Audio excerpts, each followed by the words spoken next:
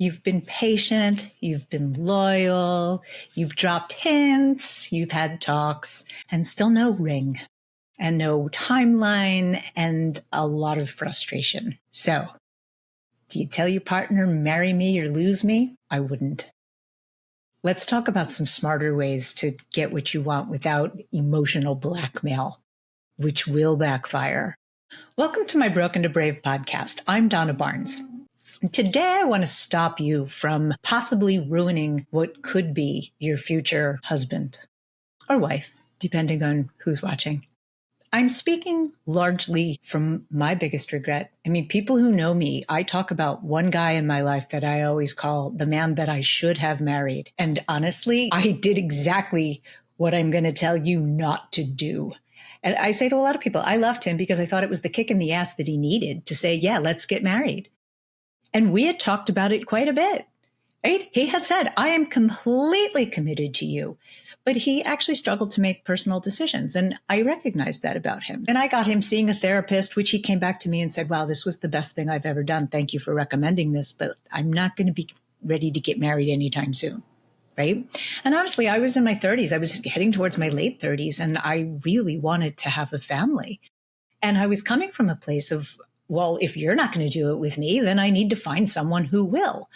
Right. But that's a really bad attitude to have if you've really found the love of your life that you want to spend the rest of your life with. The idea to a man that his woman could have him be expendable to just go find somebody else is the biggest piece of why ultimatums don't work. Ultimatums usually don't work because it suggests to your man that he's replaceable. Anytime you give an ultimatum, it's a control situation. You're trying to control the situation.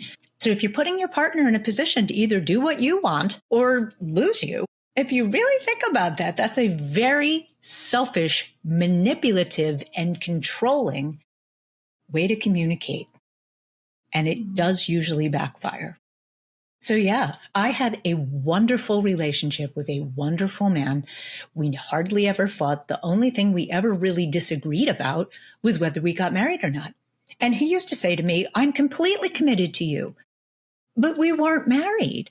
And quite frankly, he was Italian in the big Italian family. And I loved his mom. What a wonderful woman. And all the women, big Italian family, right? Whenever we had get-togethers, they'd always take me aside and go, get the ring, get the ring. And I'd always say, ask him, it's up to him. I want the ring, right? So yeah, no, unfortunately, we were living together.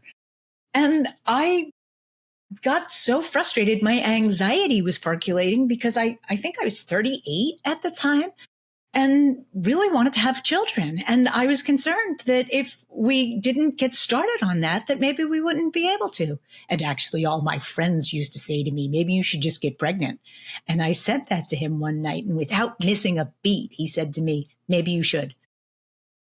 Which, I never wanted to manipulate somebody into having a baby with me. And he thought about that and came back to me a couple of days later and said, I didn't mean that, Italian Catholic, right? So, but anyway, my point is that I ended up moving into my brother had a place in New York at the time. So, and he was only there part-time. So I had the luxury of moving into another apartment to give him time to figure out what he wanted to do. And he used to call me every day, and it lingered, right? We had broken up in the fall. So, we got together at Christmas time. We spent New Year's Eve together. Our birthdays are both in June. We spent our birthdays together. I mean, it was lingering. And then finally one day I said to him, why do you call me every day? And he said, because I like talking to you. And I said, yeah, but unless you're calling to say, let's get back together, or more importantly, let's get married, please don't. And he kind of went, oh.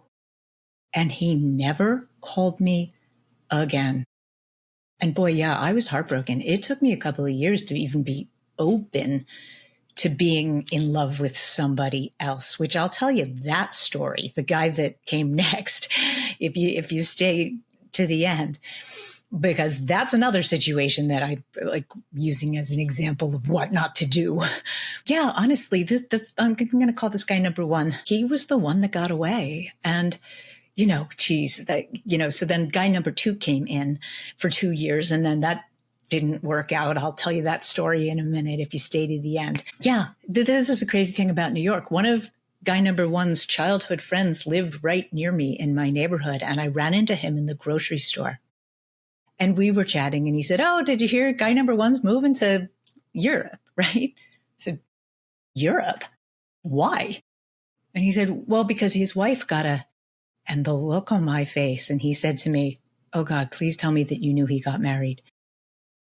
And I said, "No, I had not." And boy, did that punch me in the stomach, right? Meanwhile, I'd left him because that's what I wanted from him. And then I moved on to somebody else who was incapable of doing it. And I'll tell you that whole story. But then, yeah, he had started seeing the therapist that I recommended that he saw. And then he ultimately ended up getting married to someone else. So don't make that same mistake. It's the big piece of why I'm telling this story, because in coaching, I tell people all the time, do not leave a relationship if you are really happy in that relationship. Really be careful. It's a slippery slope. It does not usually work out the way you wanted to. And the kicker of that whole story is a decade later, a literal decade, 10 years later. I'm a runner. He was a runner. I ran into him in Central Park, but like on a weekday in the morning. He was in finance. I said to him, "Hey, hi. First of all, it was great to see him, but why aren't you at the office?" And he was very unhappy and looked me straight in the eyes and said to me, "I'm so sorry, Donna, I didn't do the right thing." And I burst into tears 10 years later. I really loved him, right? But it's my fault. I only have myself to blame, right? I had the relationship that I wanted, and my anxiety about moving it forward is what caused me to lose it. And I never ended up getting married. I'm in my 50s now, right? I never had kids, and I'm not blaming him for that. It's my own fault, right? Which is why I wanted to talk about this, so that you don't make that same mistake. Because looking forward, the other guy. So guy number 1 and I break up, and I get my own apartment, and I'm ready to meet the one. And I got on an app on Match.com, actually, and I wrote, "I'm ready to get married and have children. If that's scary to you, please do not waste my time." And I was amazed at how many men said, "That doesn't scare me at all. I want that too." And I was just 40 at this time. I think I was 40. Yeah. So the guy that I picked, I thought was the love of my life. And I actually thought was a better choice than guy number 1. My gosh, we fell in love so deeply. And in fact, he said to me, "I've never felt this way before. Wow, you could really hurt me." And I said, "Yeah, let's try not to do that to each other." But fast forward, this guy hurt me more than anybody else ever. And I usually don't talk about him. Right? People who know me, I usually say, the guy that I don't talk about. So yeah, I'm going to talk about it. So yeah. And the reason I don't talk about it is because I felt like he was my soulmate. I never was happier in a relationship. We just connected on so many levels. And he was ridiculously handsome on a completely shallow level. If you're going to have kids with somebody, right? Like genetics are very important. Unfortunately, I've said in a lot of my breakup videos that there's usually one event that you can put your finger on that changed the relationship, especially when people have commitment issues. And boy, was that not true with that guy number 2. About 6 months into our completely blissful, happiest relationship I had ever had, we went to a wedding. And it was a colleague of his. It was at the South Street Seaport in New York. The couple that was getting married was telling everybody their story that they'd met on Match.com 9 months earlier. So they were about 3 months ahead of us. And they were thanking everybody for helping them plan this wedding so quickly because they really wanted to start a family and they didn't want to waste any time because she was about my age. It was exactly he and I's story playing out in front of us. And we got into the very first fight that we ever had in the cab on the way home over the stupidest thing. I mean, quite frankly, he lived on the east side and the South Street Seaport is on the east side, if you're familiar with New York. And we had gotten in the car, it was black tie, we're all dressed up and we're, having a good time. And I look up and we're on the West Side Highway. And very simple question. I said, why are we on the West Side? And I don't even remember what the cab driver said. More importantly, my guy says to me, why do you care? I was like, we're not tourists, right? We live here, right? You picked us up on the east side. We're going to the east side. Why are we on the west side? But my guy started an argument with me about it. And our relationship was never the same over the simplest, stupidest thing. But taking a step back from it, I can realize it's because we came from a wedding where he saw our story playing out and his anxiety about that kicked in. Mind you, this guy had his whole life set up to get married. We went to the black tie event. He said he had bought a tuxedo because he knew he wanted to get married soon. So he figured he might as well just buy one. And he really wanted to have children. His sister had a daughter and he really wanted to have kids soon so that they were close to the same age. I mean, this guy's whole life was set up to get married and have children. I thought I made the perfect choice in a guy. But 6 months in, we have our first fight. And 2 years later, we're still arguing about that same thing, right? Like the simplest, stupid little thing. I got him to take a relationship course and they asked us to, talk about something that was just a little thing. But like, that was such a button for me. I was like, I can't believe we're still arguing about this 2 years later. But my point about it is he did have commitment issues. When he said to me, wow, I've never felt this way before. Wow, you could really hurt me. That was the clue that it brought up all sorts of feelings for him that he didn't know he was going to have. And that's how commitment issues work. You don't know how you're going to feel about something until you're actually in it. And he had set up his entire life to get married. But then when he found the love of his life, which he openly called me, he couldn't do it. And then, back to the why you should never give the ultimatum. I got him to go see a therapist, and the therapist even said to him, we've talked about that you probably have commitment issues. And he was having none of that, right? He wanted to get married. He thought it was ridiculous that he had commitment issues. But we went back to his apartment and we started talking about it. And the therapist had suggested that we take a 30-day break. I was a little bit like, well, what are you going to know in 30 days that you don't know now? And I went and I got in the shower and, I say I'd get my best thinking done in the shower or when I'm out on a run. And this is one of the biggest regrets of my life. My anxiety started percolating and I started thinking about it. And I got out of the shower and I went up to him and I said, I think I was 41 at that point. And I said to him, I really want to be able to have children before I'm too old to do that. And if you're not going to do that to me, I need to now hurry up and find somebody else. How would you feel if 6 months from now I'm carrying somebody else's child? And he looked at me like I had 5 heads, right? He, didn't really respond to that. So I went and I got dressed. And then I said, okay, I'm leaving. And I left. And I went down. There was a Starbucks in the lobby of his building. And I stopped in to get coffee. And my every gut instinct told me to go back upstairs and tell him how much I loved him and that I was willing to work on it and that I wasn't leaving him. And I ignored that because I thought, again, that it was the kick in the ass that he needed to say, let's get married. But he never, ever took me back. Ever. Like I waited the 30 days and then I called him and he answered the phone and he immediately was like, let's get together.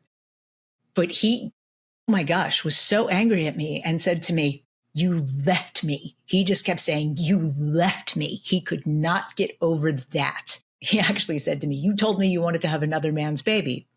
And I said, no, I asked you how you would feel about that, which obviously that bothered you, right? So the whole reason I'm sharing this is because I made so many mistakes with really either of those two men I could have been happy for the rest of my life with. Although actually that's not even true. With number 2, I now know enough about him that I would not have been happy for the rest of my life. And honestly, I ran into him on the subway, I don't know, many years later.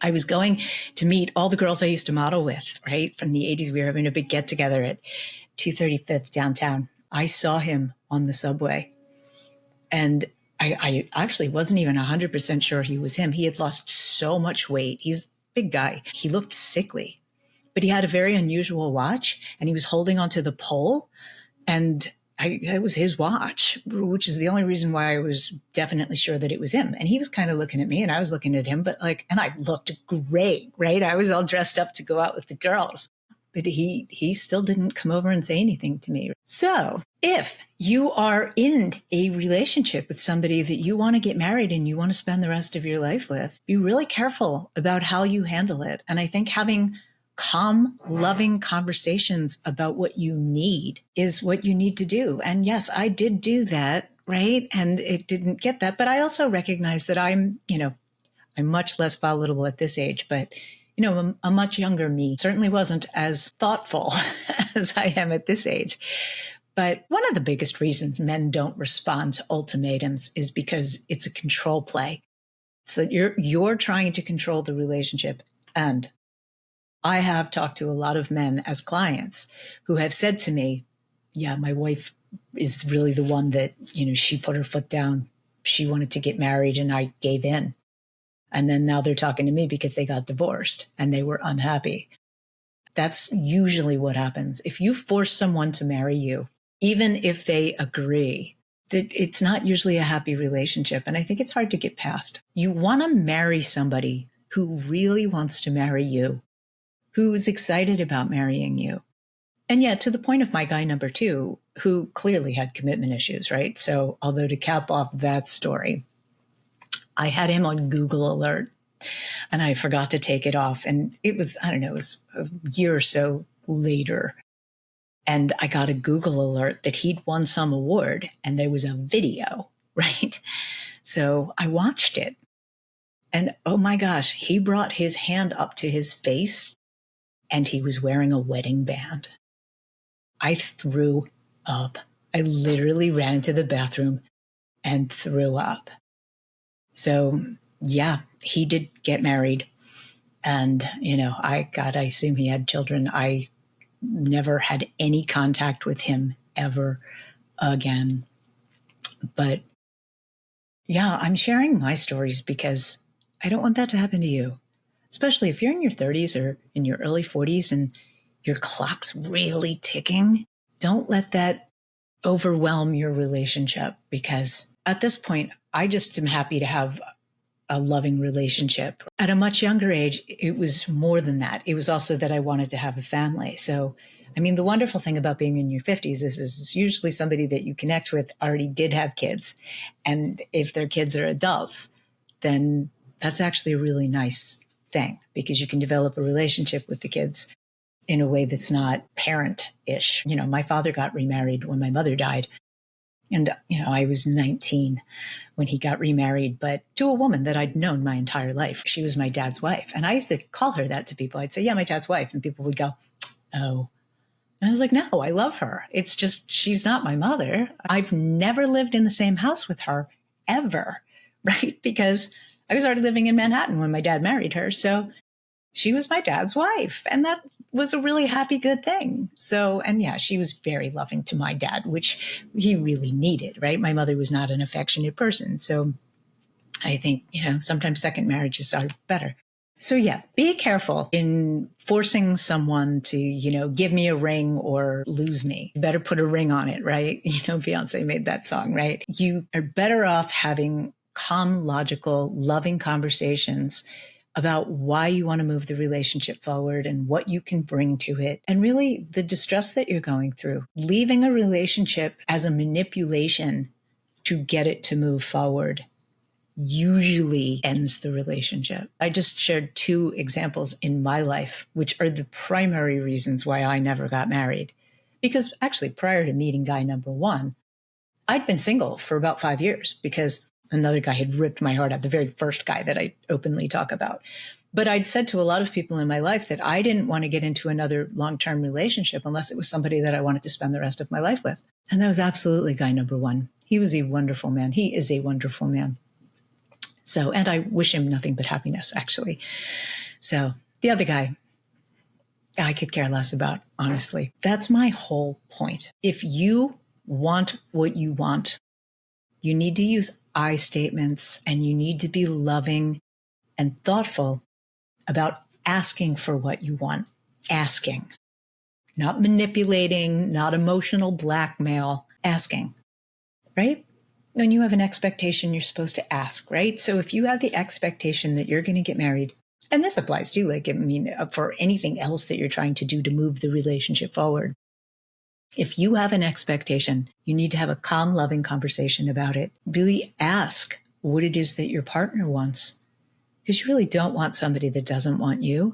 And if your partner is waffling and not sure, ask why. Is it you that they're unsure about? Or is it that they're just in some place in their life where they're not really ready, right? Like, I don't know if you ever saw When Harry Met Sally, right? Where she was like, all this time I thought he didn't want to get married, but in reality, he just didn't want to marry me, right? Sometimes people can't put their finger on why it is that they don't want to be with somebody. It's a feeling-based thing. But you're better off asking those questions rather than wasting years in a relationship that isn't moving forward. Yeah, guy number one, I actually lived with. I was with him for almost 4 years. Guy number two, I never lived with. We were together for 2 years. So don't bail out of a relationship that you think is really a good one as a manipulation tactic. I think you're going to really regret that. It's really helpful to talk to some sort of counselor. I'm available for coaching. I have coached couples, and I'd be more than happy to talk to both of you because I certainly have a lot of experience with it. I do think it's helpful to get an outside therapist or counselor or coach to help both of you get your needs met and express yourself and hopefully move the relationship forward as something that you both want instead of something that you're forcing your partner to do, because that never ends well. It just doesn't. Even if they actually marry you, they'll either be escaping the relationship where they're just not really present in the relationship, right? I mean, geez, I had a girlfriend that happened to. She met a guy and she wanted to get married and have kids. And he said, well, okay, but I really don't want to have kids. So they're your kids. You take care of them. They're your kids. And she just was so happy that he wanted to do that with her. But that's exactly what happened. And they ended up getting divorced because he was completely non-present in the relationship. They call it escaping the relationship when you just constantly do other things. I mean, look, workaholics escape their relationships. So there's all sorts of ways that you can escape a relationship and still be committed to it. And that's not fun to be in that kind of a relationship. So be careful what you wish for. Relationships do constantly need to move forward, or they do usually end up dying. And I think largely because then one person's unhappy. If you're not happy and you're not getting your needs met, then you do need to sit and have a conversation calmly about it with your partner. Express with I statements what it is that you want and need, and ask really hard questions of your partner of what they honestly want and need. Because mostly it's somebody's last conversation that's their best conversation. When you feel like you have nothing to lose, you sit down and you'll say whatever it is that you genuinely feel. And if you can do that while you're still in a relationship, you might have the chance of actually keeping the relationship. So try that first. I think that's much more effective than giving an ultimatum, which is really emotional blackmail, which is not endearing. So thanks for listening. Leave me your comments. Are you in a relationship that you're hoping to move forward, that maybe you're wanting to give an ultimatum? Did you already give the ultimatum and now your partner's pulling back from you and you kind of, what do I do? What should I do? If that is the case, then I think definitely try to have a loving conversation with them. Own it. Apologize if it seems like it's something that really hurt them, because they might just be feeling rejected by you, that they're not good enough for you, that like, hey, yeah, if you're not going to do this with me, I'll find somebody who will. It is not received well. Right? Like it's really not. It says you are replaceable, which no one wants to feel like they're replaceable. Leave me your comments. I'd love to know if you're in a relationship that you're stuck, that's not moving forward. And like my video, if you will. I'm here if you need help. I certainly am happy to coach you and your partner, or just you, or whatever you want. Hopefully you won't make the same mistakes that I did, and you will actually get your needs met, and hopefully live happily ever after, right?